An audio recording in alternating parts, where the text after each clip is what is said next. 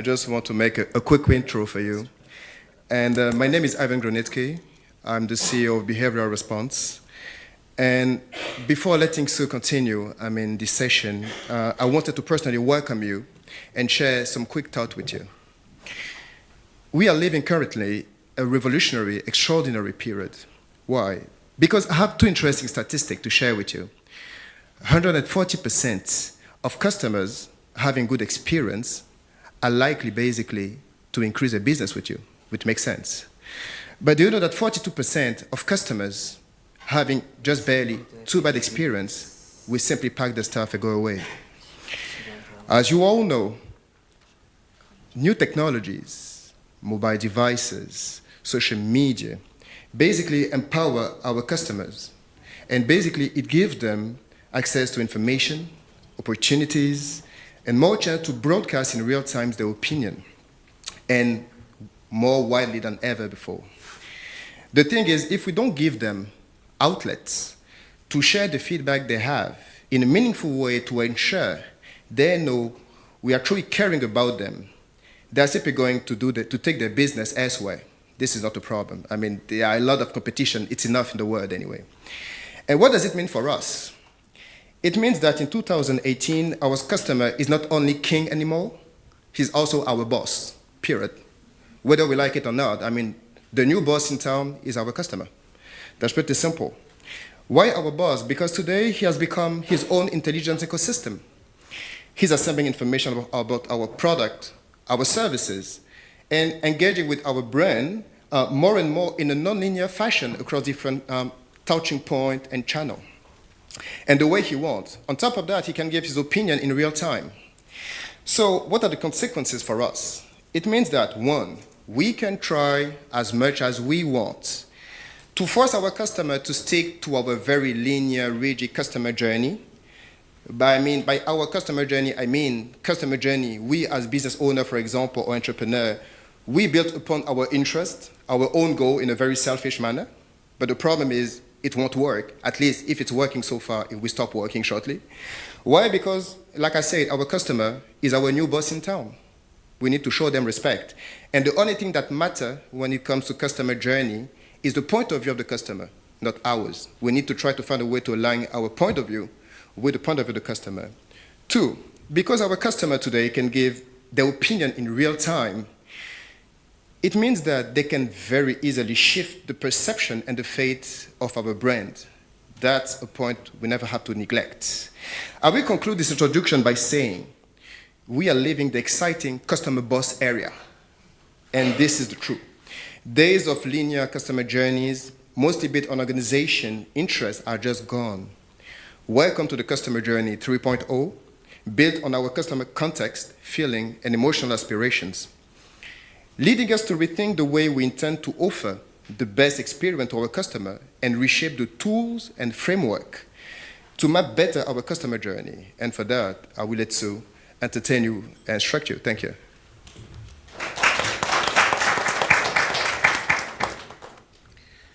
Thank you, Ivan. So, hi everyone. My name is Sue Nabbett-Moore, so I'm really pleased to be here today. Thank you very much for coming. And I'm going to take us on a new spin in terms of customer journey mapping, literally a spin, because I'm going to be talking to you about what I call the customer journey boomerang. So we'll be looking a little bit closer at that just now. So yeah, we're going to be looking at how I actually build a customer journey map with the companies I am working with. And I'm actually going to share with you a framework which I've put together based on my insights and observations of how customer journey mapping is done. So we're looking at that. But just one question, why are we doing a customer journey map? Well, the bottom line really is all about revenue. It's all about generating business. So business for your customers, obviously, because you want to make your customers succeed in whatever business they're doing. But also, if your customers are doing business and are successful with whatever you are selling to them, you too will in turn be successful. So it's good for your business too. So that's why the bottom line of why we're doing a customer journey map. So this is me, just a little bit about me. Just watch very closely this little trick here. And you see? Did you see that? I'll just do that again. Great, okay. So this is me, Sue Popeye. I love anything to do with the sea, anything maritime related. So during this presentation, there'll be lots of references to the sea and to maritime. So anybody who's a little bit seasick, I'm sorry for that, okay. So I'm helping companies, not only SaaS, of course, customer success was born with SaaS, but what's interesting is that customer success now is really any company, irrespective of its business model. I know more and more companies who are non-SaaS. For example, a few months ago, I had a very interesting interview with the leader of customer success from the Financial Times in London, and I know they have an office here, and now they have a worldwide 20-strong team of customer success managers. So customer success is not just SaaS. Customer success, as long as you have a business where you want to renew your contracts, renew your business, have loyal customers throughout, then customer success is the strategic means to get there. And Ivan just mentioned that, you know, we're living in a world where customer is king or queen, and indeed the power has been transformed. Before, the power was with the vendors, now the power is on the hands of the customer. And that's more and more so with the subscription economy. You know, we're having different business models. The subscription economy is taking over the world. There are lots of typically more industrial companies. For example, in France, Michelin. Michelin is a tire company. Before they were selling products, they're no longer selling products, but they're selling outcomes. And that is also often associated with a subscription model. So customer success is here to stay. So what I'm going to be doing today is showing you how, in the world of customer success, the opening door for implementing a customer success organization is, in fact, the customer journey. That's what we start with. So what we're going to be doing today, in today's session, is going over a series of milestones on that journey. So first of all, what is a customer journey map? Why should we do a customer journey map? What are the challenges we are facing in trying to map a customer journey? I'm going to be showing you the framework with the different customer journey building blocks. And then we're going to be seeing what I've called the customer journey boomerang. Okay? So all hands on deck. You've probably seen customer journeys mapped something which looks something like this, very colorful. Often we use Post-its. And generally what we're tracking on that customer journey are the different actions as the customer progresses along their life cycle with your company, asking different questions along those milestones. What are the happy moments? What are the pain points?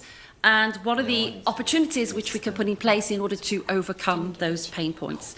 So that looks probably pretty familiar with what you've probably already started to implement at your own companies. Just a very quick definition of what is a customer journey map.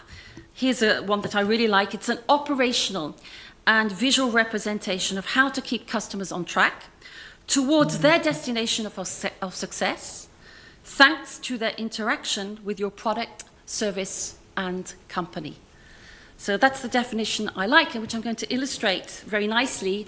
I warned you, there'll be several maritime references, and this is a picture which I took from a holiday last year in France.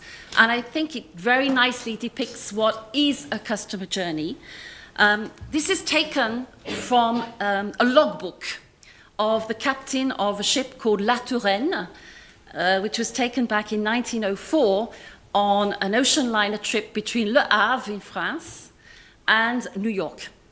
And I think this really shows very nicely what a customer journey map is, because you can see on his logbook at the bottom here, he's actually noted with KPIs and with data, he has indicated on a daily basis the longitude and the latitude information. How many miles have been covered, how many knots, how many miles are left to do. So he's consistently monitoring whether or not the passengers on his ship, his customers, are on track. And this is what we're doing with a customer journey map.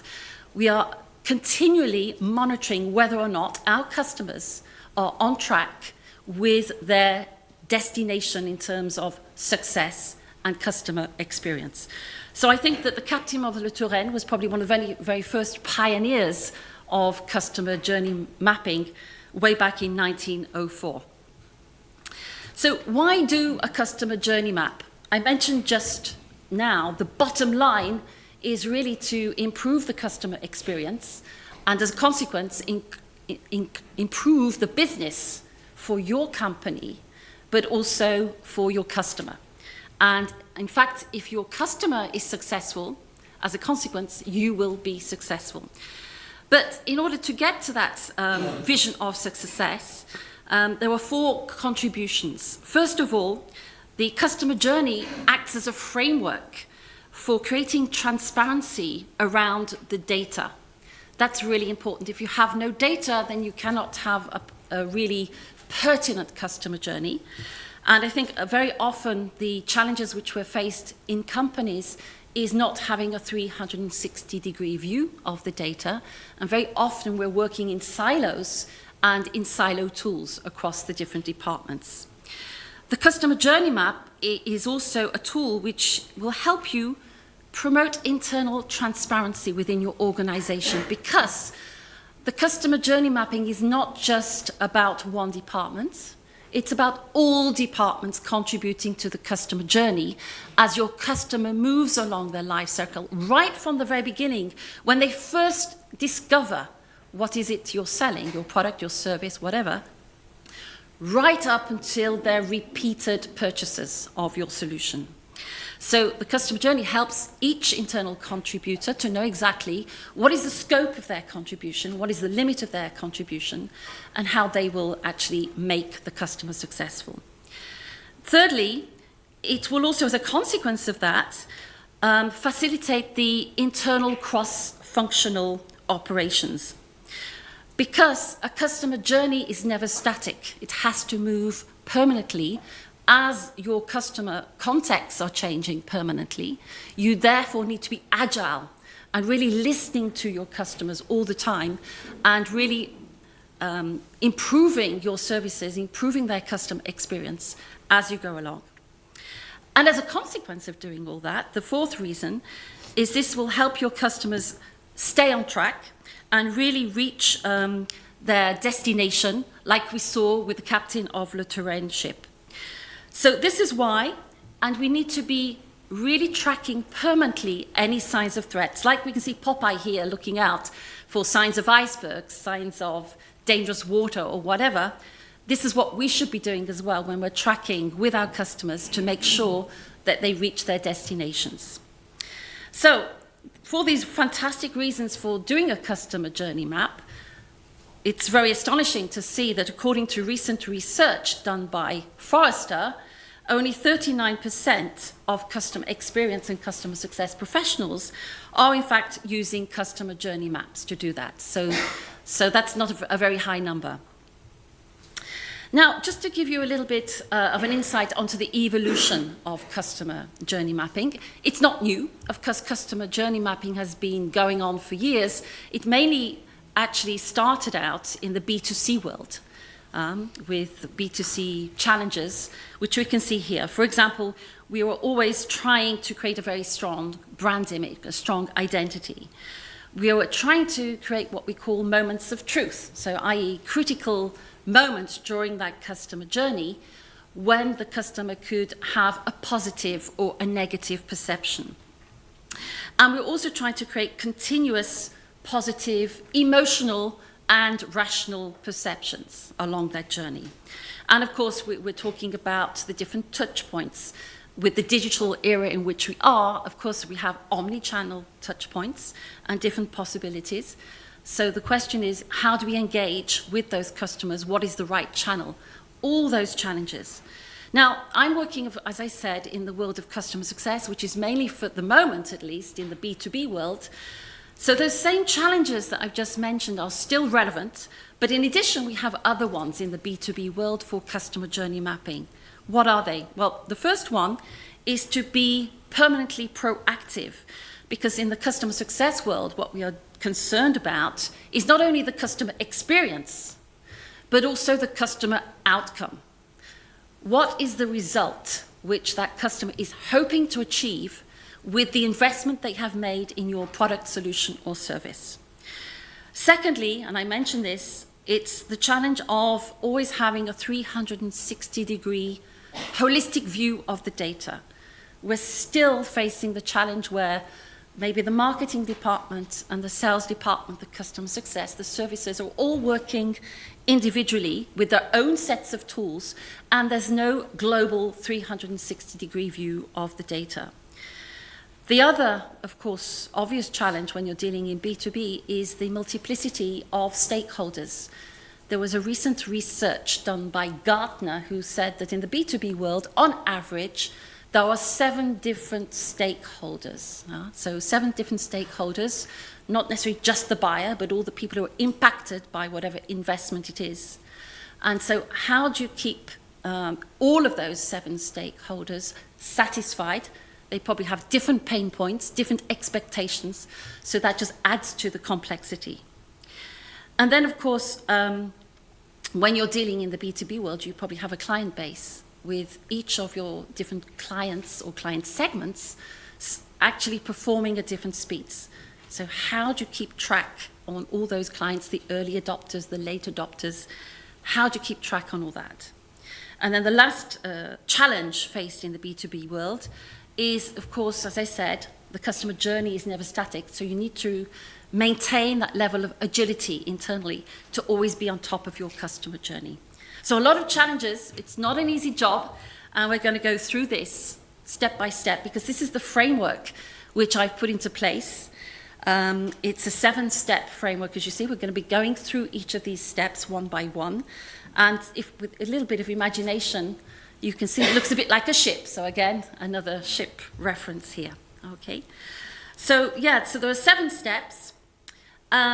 In order to get through those 7 steps, there are 3 foundation prerequisites which we need to look at. So here they are. The first one is, what is the segmentation with which we are engaging? So you might have a vast client base, and generally we recommend that you segment them according to different criteria. And within those segmentations, you will probably have different kinds of what we call persona profiles within the B2B world. So we'll be looking at an example just now.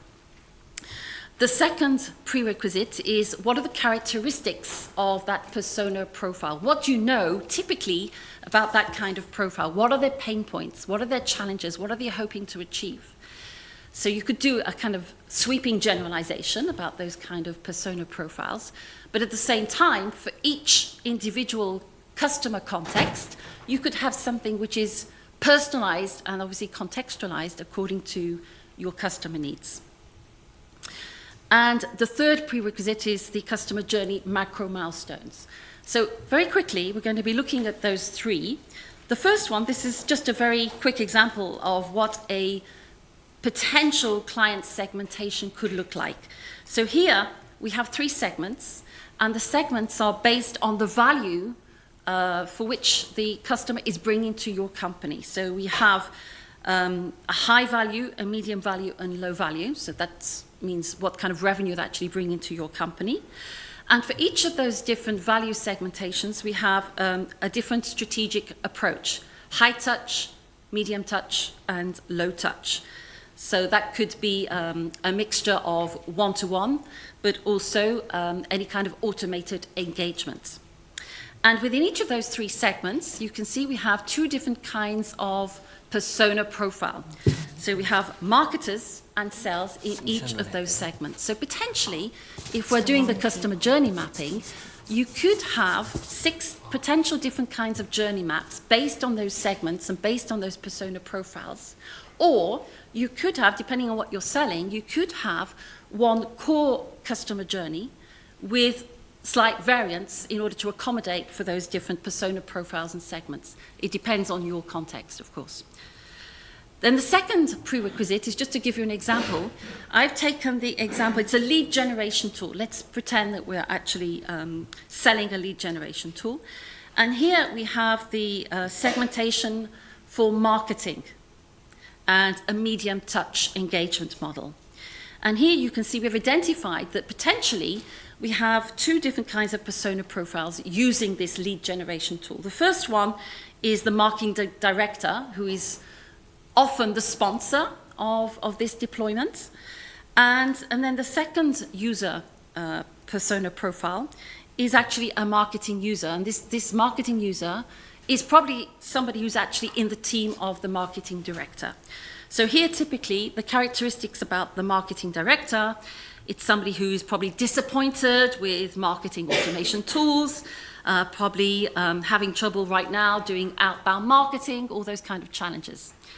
Whereas the marketing user, he's the one who's actually using the marketing automation tool, he's probably somebody with great expectations in terms of technical innovation. He probably has pain points in detecting new leads, etc., etc.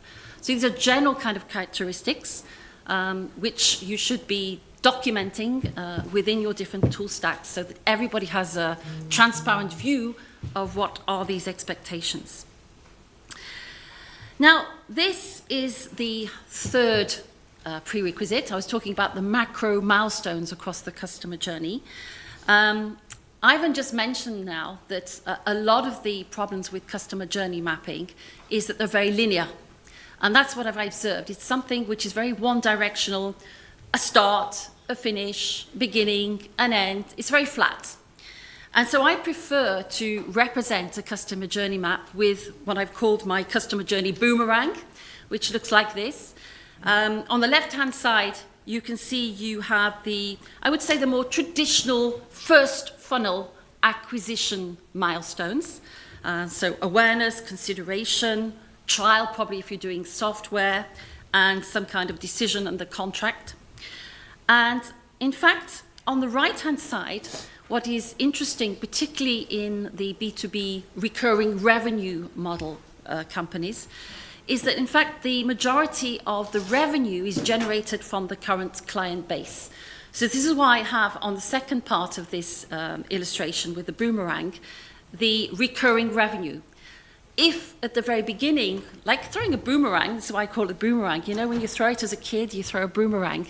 And if you get the right spin on the boomerang at the very beginning, and you really throw it how you should throw it, then there's a good chance that it's actually coming back to you.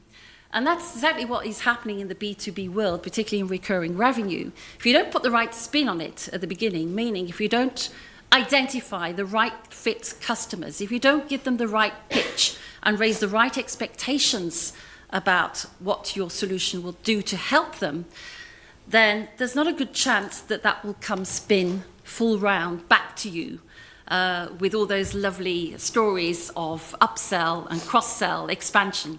So that's why I use this symbol of the boomerang. And I think that a lot of the time, as I said, when we're actually doing customer journey mapping, it's something which is very linear. And I like to use this symbol of the boomerang for two reasons. Firstly, as I said, this will bring the returns. But the other reason is that within each of those customer journey milestones, which you can see here, you need to be very agile. You know, as I said, Gartner said that within the B2B world, there are 7 different stakeholders on average. So that means that the customer journey from the buyer's point of view is never very linear like this. It's in fact more like a maze, right? When a buyer is trying to make a decision, or even the stakeholders are involved within the decision making, it's very complex. There's a lot of backwards and forwards, a lot of data collection on behalf of the buyers in order to understand, you know, are they making the right decision? Have they made the right investment, et cetera, et cetera. So it's very, very complex. So this is why I prefer to use this symbol of the boomerang. And what are those customer journey milestones? What do we call them? Now, a lot of the time you've probably heard of different frameworks. This is a framework called the LAER framework, which was coined by the Technical Service Industry Association. LAER being an acronym, meaning land, adopt, expand, renew. So in just those 4 words, you can see by the 4 words that it's very vendor-centric. It's only concerned with, selfishly, how I, as a vendor, will ensure that I'm going to get business. It's not at all customer-centric, just by those 4 words, okay?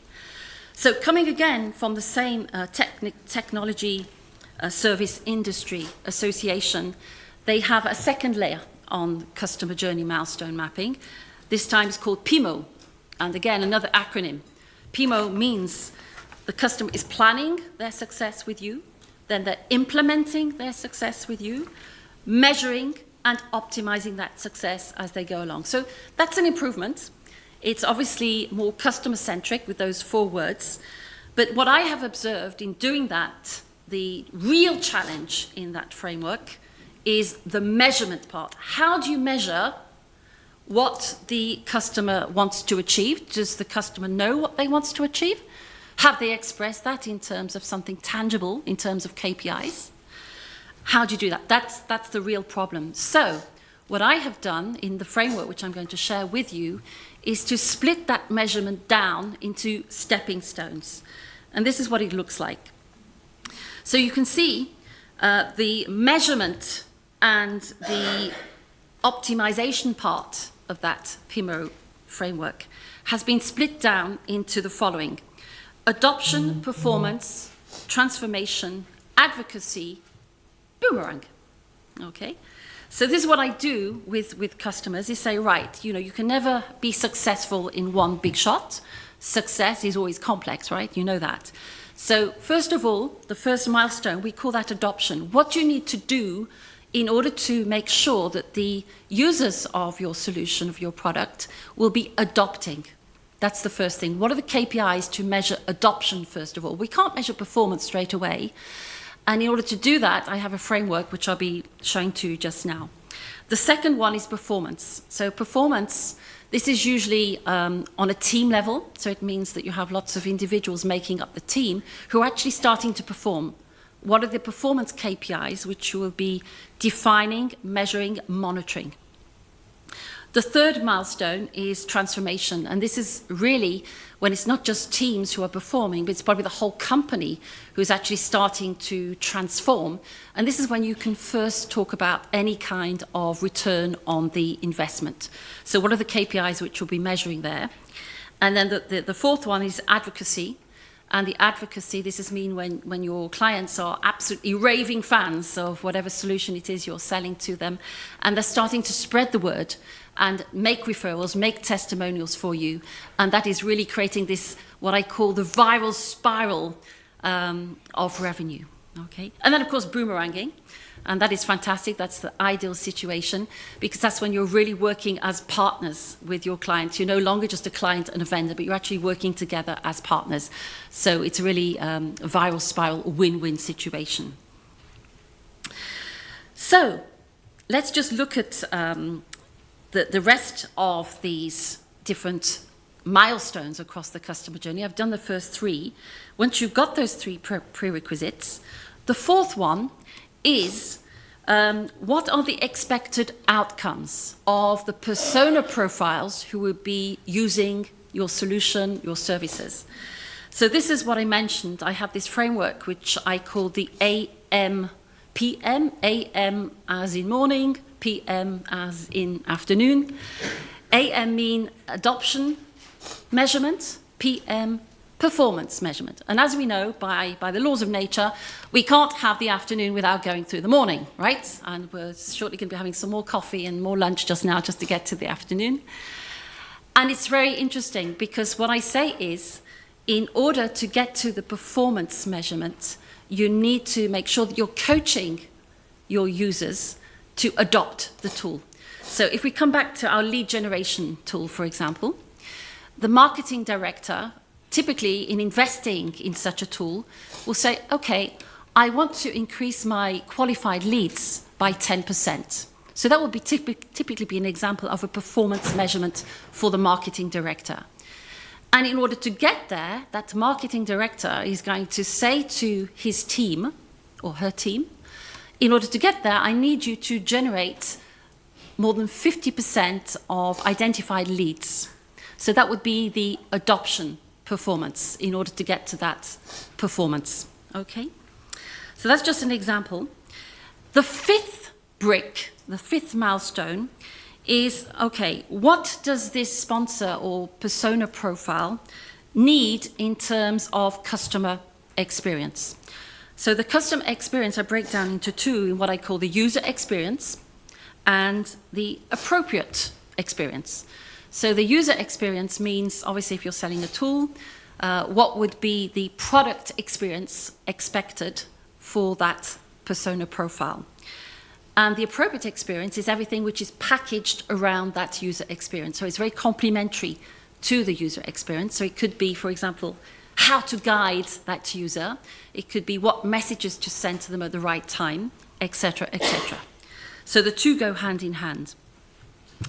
And then the sixth milestone is, what is the engagement model which I'm going to use for the sponsor or for the persona profile which I've identified. So in fact, there are two aspects to this. There's everything which you're going to schedule. So you're going to plan, for example, over the customer journey. At certain periods, you're going to plan particular engagements. So it could be digital, it could be face-to-face. It depends on who you're dealing with. It depends on your engagement model. And then, of course, you could also include automated engagement, and that's why we have the marketing platforms. So that's also important to map out. And only then, when you've gone through these 6 bricks, only then do you start thinking about how this is going to impact your internal organization. So your internal organization has 4 bricks. First of all, how it's organized, who does what and when over the customer journey. It's not just a question about marketing team, it's also a question about the sales team, it's also a question about the services team, the customer success team, anybody who is involved and contributes to the customer journey. And then you have the processes. What are the processes which are impacted by the different customer journeys which you've mapped out for your persona profile?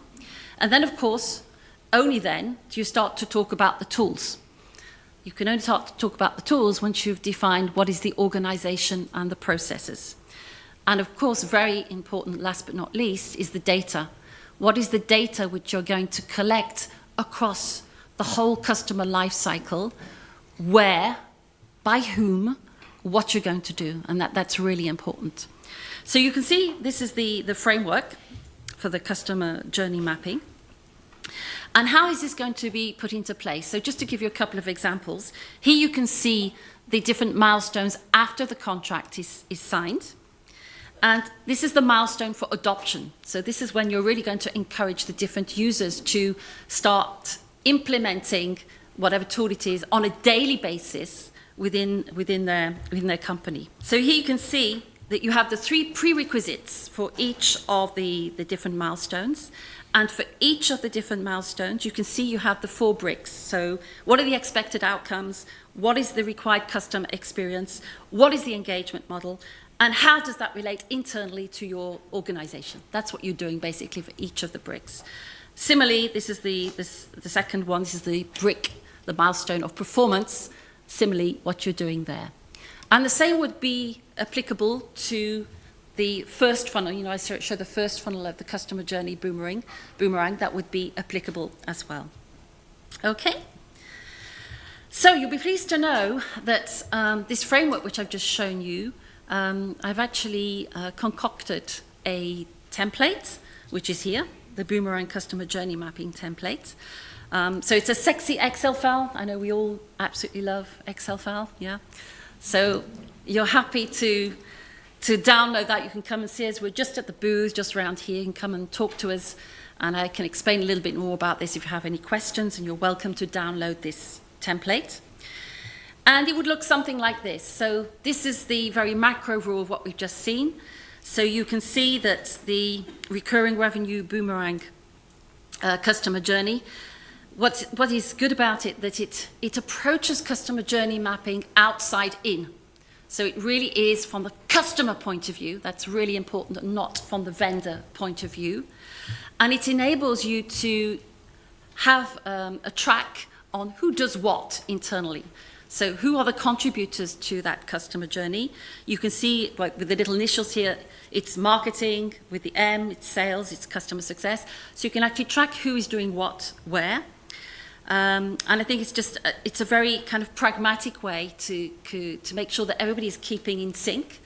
And what is really important about this framework is the agility to really adjust it when it's necessary, because your customers, their context, the market forces are changing all the time. So you need to make sure that you are on your toes. If not, as Ivan said right at the very beginning, there's also the possibility that your customers can opt out and go elsewhere. So you really need to be on track with this. So are you ready to boomerang? Shall we play boomerang? Thank you very much for your attention. And I don't know if you have